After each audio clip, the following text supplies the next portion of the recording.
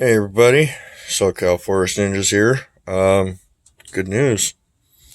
Just got my USB microscope in the mail. Apparently I need to install this into the laptop to get it to work. But as soon as everything is up and working, I am going to review MK Davis video on hair analysis, take some notes, and we are going to look at that hair sample I got a while back and see if we can't figure out what it is. I have three choices. One is human, which if there's a human out there losing that much hair at one time, they should probably go see a doctor. So that's low on my list. Two is a dog.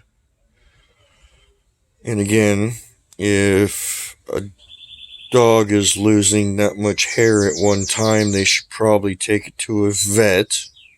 Unless somebody's out there on the trails grooming their dog and pulled it out of a dog brush. I don't know. Or three, which is at the top of my list, is going to be one of the males, because the males are jet black. So it's a USB microscope, 1600 times zoom. So hopefully this will get a good picture of that hair I got.